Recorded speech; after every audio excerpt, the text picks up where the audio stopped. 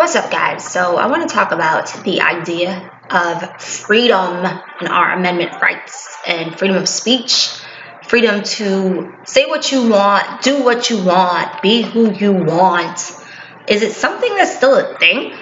Like, are we still free these days? I mean, if the consequence of saying how you really feel is you getting canceled, are we creating a society of fakeness? I mean, will we all be canceled if we really said exactly what was on our mind at all times? I mean, if people could read our thoughts, would anybody be employed? Are we asking to be deceitful? Do we want to be lied to? Because so many people are getting canceled by the things that they say, it's gotten to a point where it's like you are almost societally bullied for speaking your mind. And the question is, why are certain groups off limits? Because I know as a woman, as a deeply melanated woman, we are the target and the butt of the joke all the time. Is there an issue right now because we're recognizing that certain communities have clout? Let's look at these amendment rights.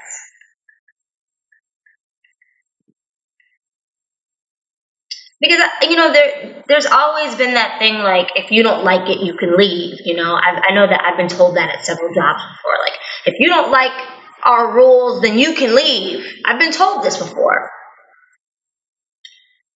And the same applies to every single United States citizen. Like we signed up to be a part of this nation, not simply because we were born here, but there's a code. There's a certain code that we are told that as a nation we live by.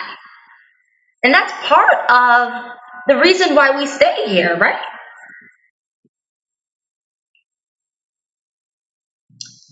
And within the First Amendment, the very first amendment rights is our freedom of speech.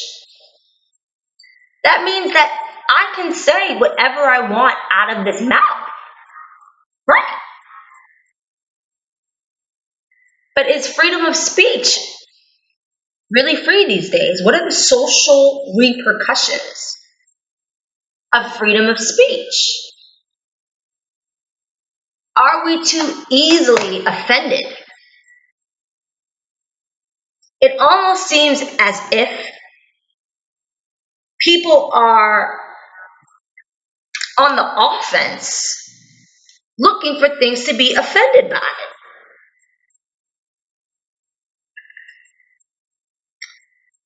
I'm going to get a little bit deeper into this. I'm definitely going to get a little bit, because this is something that, as a free thinker, as somebody who speaks freely, I'm very passionate, very, very passionate about freedom of speech. Let's get into philosophy for a minute. What if your exact frame of mind has never been on the earth before? Now, certainly, not all of your thoughts are original. Certainly, there's people that have said it before, that have thought these thoughts before. But what if all of the things that you think as a human being and as an individual, what if you're the only one who thinks that way? What if you are the only one? I mean, could this be perhaps part of our very existence? Like, if we are replicated and if we are duplicated, then to some degree, what's the point of us being here? Let's say God is the composer and we have an orchestra, right? I only need so many of this and so many of that. Like, I only need like so many trumpet players, you know? And I definitely don't need them to play the exact same tune. They better be in harmony. They better be playing different, different pieces. I might only need one flutist. I don't necessarily need a duplication. Has groupthink made us mentally homogenized? And if there's too many people with the identical thought process, then what's the point of it all? And are we constantly judged, and are people constantly looking for a box to place us in?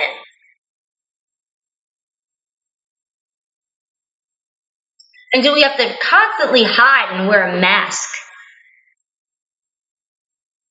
to disguise who we really are? Because I do not believe that we are who we appear to be. And what if who we are is only a result of the options that we've been presented with? Personally, like I've said in previous videos, I'm from a small town in Connecticut.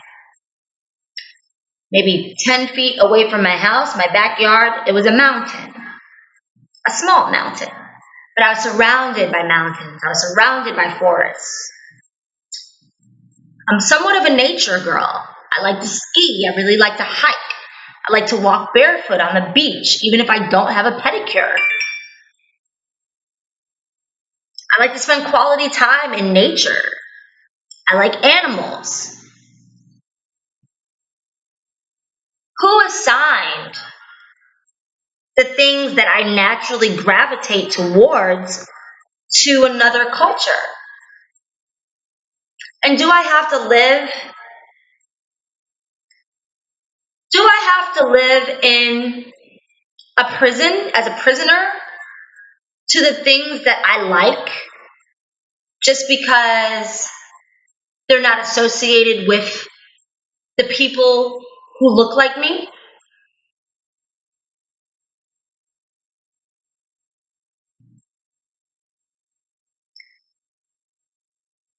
And then Nick Cannon right now is under serious backlash, right? He's under backlash because the Jewish community is saying that his language was, anti-Semitic. And then the black community is now calling him a coon for apologizing. And I say that this sounds like a classic case of divide and conquer. The idea that we have to hold up some sort of collective cultural identity or identical train of thought just because we may have a certain amount of melanin in our skin, like the idea that we all have to think the same just because we're black. And if your thought process derives from that, then you're labeled as this, then you're labeled as that. The freedom that we seek as black people, are we putting each other in a thought prison, in thought captivity?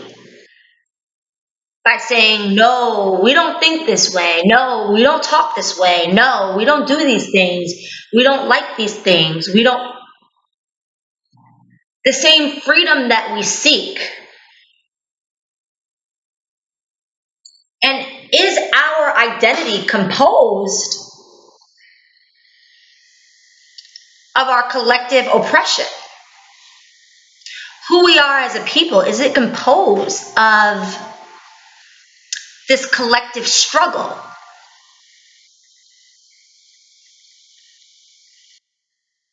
That we are so hated that we aren't even given the allowance and the freedom to operate our First Amendment right of freedom of speech?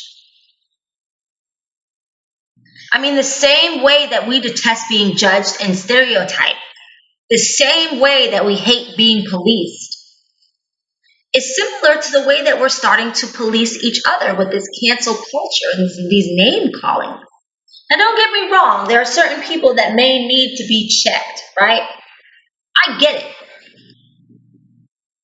especially if there are certain objectives, reparations being one of them. It's very important that people that are not for our benefit, it's important that there are some distinctions made. However, we have to be very, very, very, very careful not to ostracize our allies. And just because something may be a little unfamiliar to you doesn't mean that it's necessarily against you. Follow me here.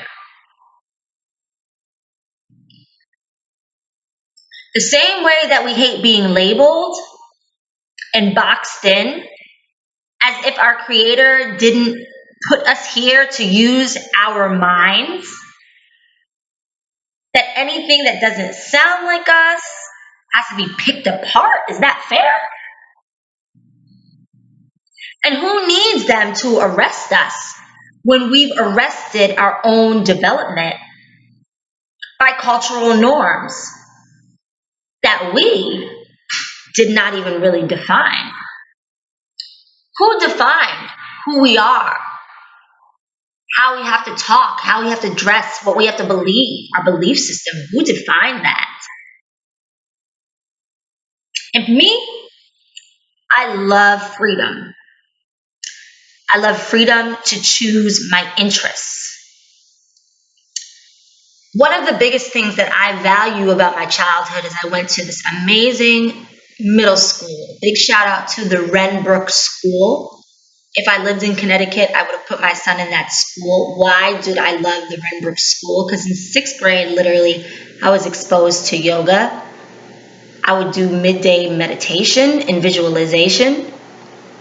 I was in Greek plays about Greek gods and goddesses. I was in plays about Nigerian deities. I'm talking acting. I'm talking field hockey. I'm talking lacrosse. I'm talking being able to go in the ropes course, because our school was surrounded by woods and literally swinging, through the zip wire. I'm talking about ski club. First time I ever went skiing. I mean, band. I got to go to Montreal on a band trip. I mean, the level of exposure in the curriculum and, being exposed to like Zora Neale Hurston, to Shakespeare, to, such an array of literature. And I mean, woodworking. I did woodworking class. I did watercolors. I learned pointillism and art. Art was like my favorite class. The level of exposure at this school was so amazing. And the point of it all, right? The point of us going outside and getting our hands dirty and collecting different types of rocks and going outside and looking in the woods and drawing the clouds and knowing different types of clouds and very hands-on experiences of dissecting a frog and dissecting a squid, and just all of the amazing things that this school offered our young minds was the exposure. And the exposure is so imperative. Why? Because people need to know that they have options. You don't have to be what people want you to be or tell you to be. I'm a dancer, right? I dance well. It's one of the things that I'm so passionate about and love so much. And I've heard people like, if I could dance like you, I would be a stripper. What? That's the level of your mental limitation? That says nothing on me. I don't get mad and say, oh, because I'm a black girl, that you want me to take off my clothes for money. I say, whoa, ew. That's the level of your limitation? No dig on strippers, right? But why not say, if I could dance like that, I would open up a dance company, or I would train, to audition for New York Ballet, or,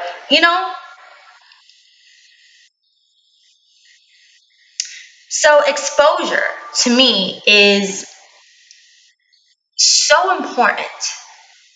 And part of our education is being well versed and is being dynamic.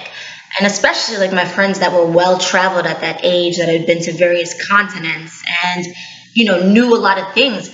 It just broadens your horizon as far as your options. And unfortunately, our people haven't had the opportunity because we lack resources to get the exposure. So, and I'm making a generalization here, but the horizon is limited, is very limited as far as what the options are. Whereas a lot of people are exposed to various things and they know, hey, if I want, I can be a scientist. If I want, I can be a classically trained pianist. If I want, I can, uh, whatever. You know what I'm saying? Because they have the options and they have the exposure early on. And so that planted a seed within me of the freedom to choose my interests, the freedom to choose my likes and dislikes and my personal preferences and the things that I just naturally gravitate towards. And I hated being told, how I presented myself to the world. That was probably in middle school one of my only issues. We had a strict dress code and we couldn't wear skirts, shorter than our fingertips. We had to wear collared shirts, and it was, very private school-esque. And I like to dress how I want to dress. I want the freedom to be able to express myself in my attire. And so, if you ask me, the idea of putting such limitations on people is true contemporary slavery. And if there's order in the divine kingdom, right, then the assumption would be that we are all needed and we are all here on a divine purpose to create like an earthly homeostasis. And I say that to say that it's a necessity that we're different. It's a necessity that we don't buy into groupthink. Because our individual thought process, when we cultivate our minds, are very needed to make the world a balanced environment. And yes, that does also mean that your direct opposition is purposefully here. Something that directly opposes you is very, very purposeful. And many of us would have nothing to live for if we think about this, right? As much as we think that we hate our opposition, as much as we think that we hate things that go against us, our resistance, many of us really would believe that we had nothing to live for if we had no one or nothing to resist, nothing to fight against, or nothing to oppose. And I again make the argument that to some degree, many of us actually define ourselves by what we oppose. Can we make the argument that the collective Black identity has a lot to do with post slavery and the trauma of slavery and the idea of collectively we've made it through this very traumatic, oppressive circumstance? Is that kind of a part of our collective identity? Having something to resist, having people that resist us, the concept of white supremacy. Is that a part of our unification?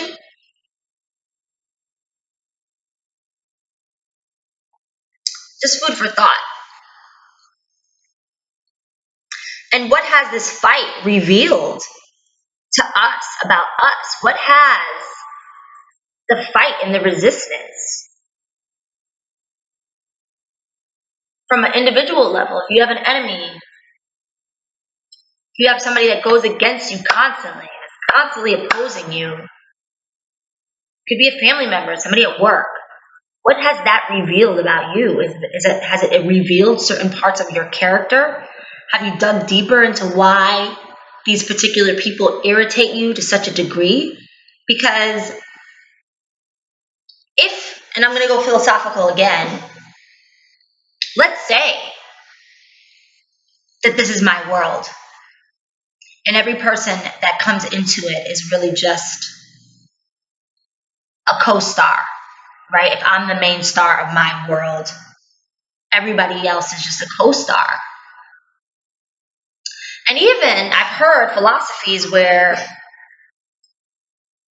this is going to sound a little far out, but stick with me here, that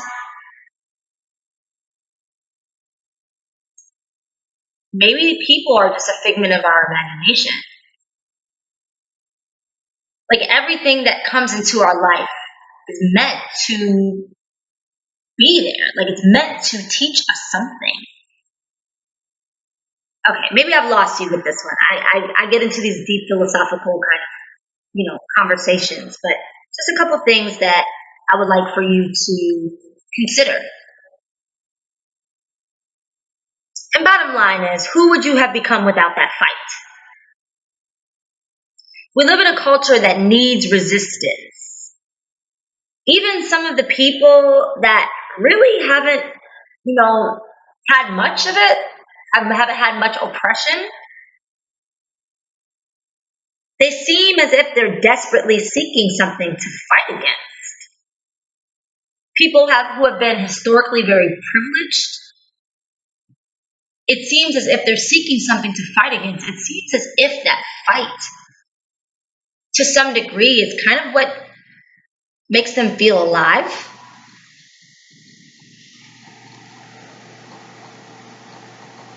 Maybe a sense of purpose. And it often helps unify people if they have a common enemy.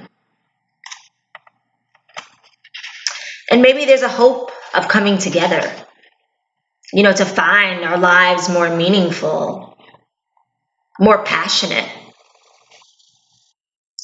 But again, I encourage you and I urge you that when you go against somebody or you go against something, make sure that it's not an ally. I believe that there's been times where I've been vilified. There's been times where I've been ostracized. And what's hurtful during those times is that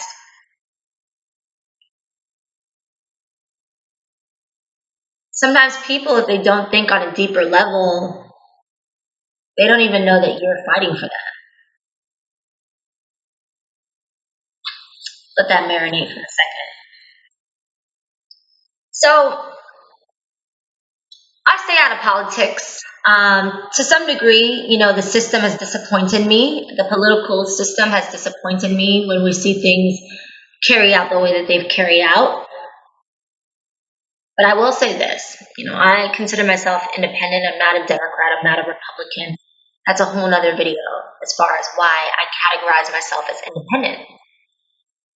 But what I will say is to blame everything on Trump points to a blatant lack of belief in a higher source, in God or Allah or Ra or Jah or the Father of Jesus Christ of Nazareth, whatever you call, the universe, whatever you call the highest source.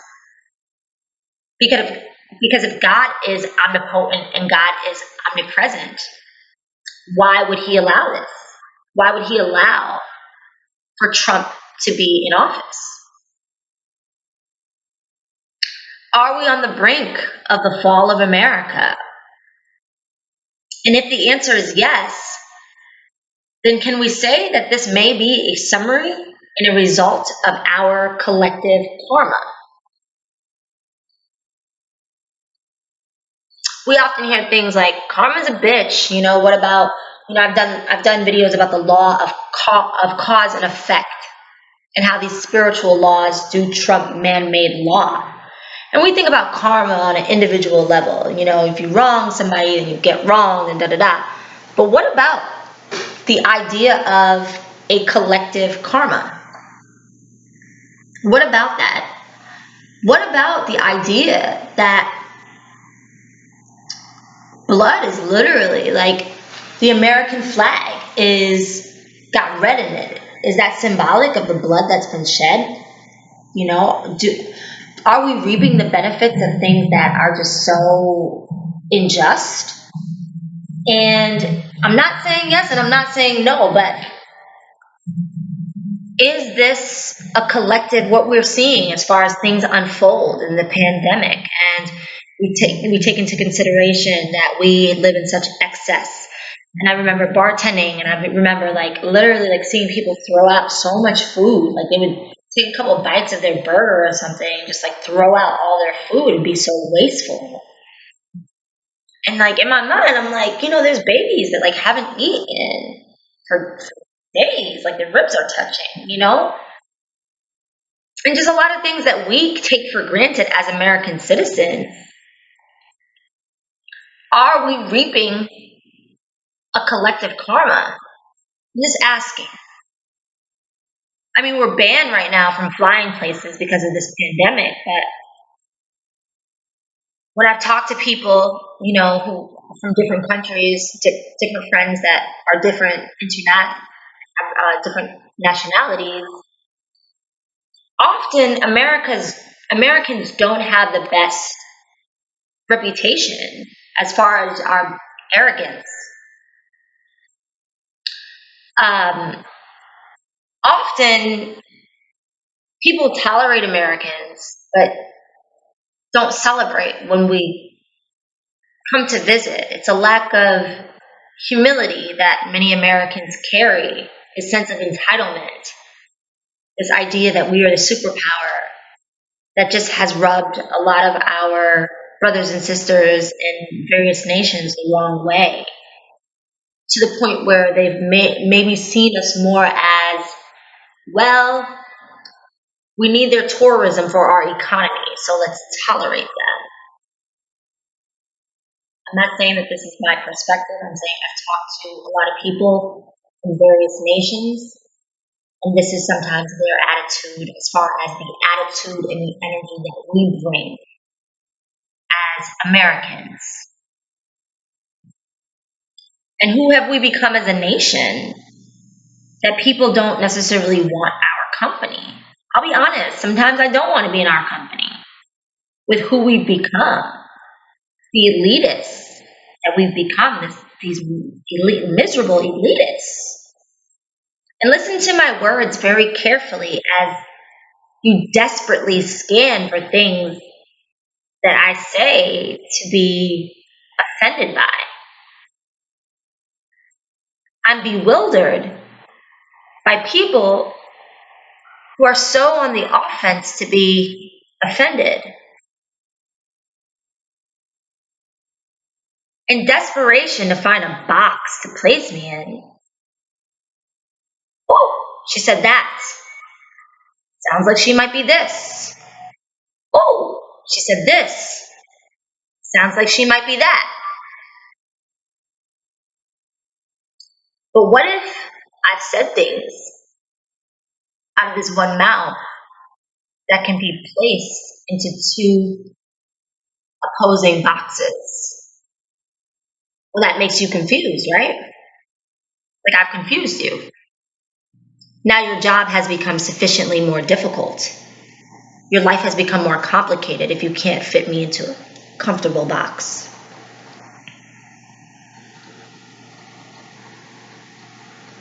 So I bring up Nick Cannon again. I've heard rhetoric that can be seen as racist from this man. Now people are saying he's anti Semitic. I mean, is he pro black? If he's a part of a show like Wildin' Out, which is kind of a chitlin circuit that degrades black women, talk to Azealia Banks, talk about her experience on the show.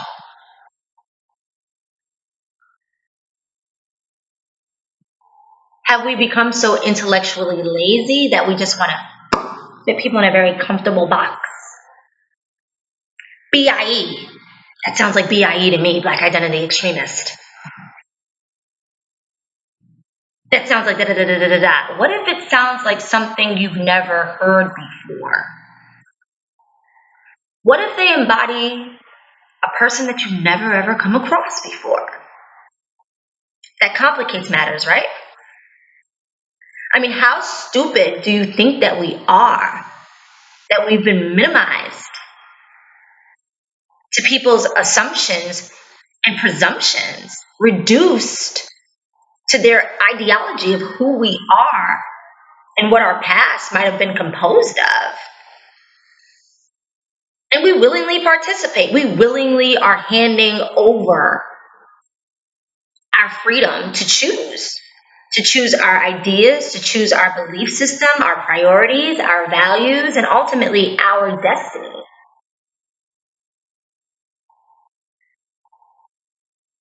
According to their ideologies and their belief system, music or the pursuit of music is like kind of a trivial profession. Like, why would I live an unfulfilled life just to fit into their suffocating box? Especially when I see them so desperately grasping for air and they can barely breathe in the tight confines that they've built for themselves. That doesn't seem like a fun, free life to me. I mean, too scared to speak, afraid that you might say something that offends someone, that they may get canceled or even worse, become like me. Ostracized, vilified. Ugh. Me, I love it here. I haven't found one group that I fit comfortably in, and I love it. I love it. Why do I love it so much? Why do I love it so much about being a black sheep and not fitting in, being ostracized and vilified? Why do I love it? It's freedom. It's the idea that you don't have to subscribe to everything that this group thinks. That you can hang with this circle, you can hang with that circle, that you can like rock and roll and heavy metal and dance music, electronica and pop and hip hop and conscious hip hop and trap and a little bit of country and a little bit of rock and roll. And it's fun that way. Life is fun that way. And I encourage you to come join the other side. It's so much more fun. And I'm going to let you know that while you search for the ways that perhaps you can use me for your agenda that you cannot. See, I don't get you. And I'm really not on your side. I'm really not on anyone's side. I'm on the side exclusively of truth. My allegiance is to the truth. Could be sugar-coated truth. Could be raw and ugly truth, jagged truth, truth that's hard to consume.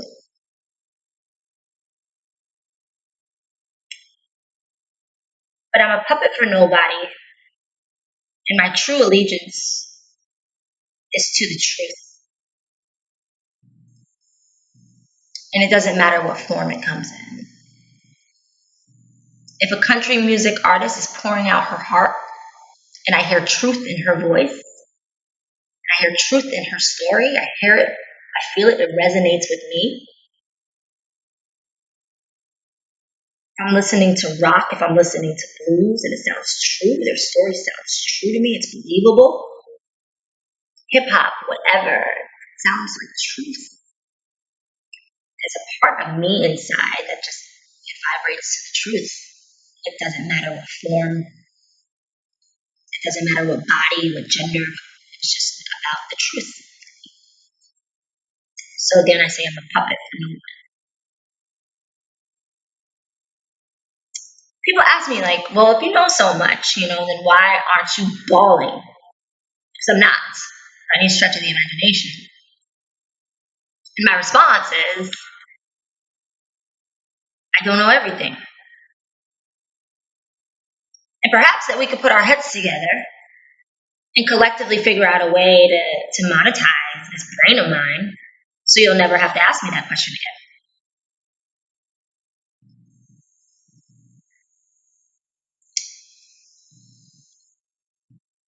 I've been hearing this concept of being a thought leader. What is it? I don't even really know what it means to be a thought leader, to lead thoughts. I'm not even really 100% sure like what that is. But I mean, like, didn't God give us brains to think for ourselves?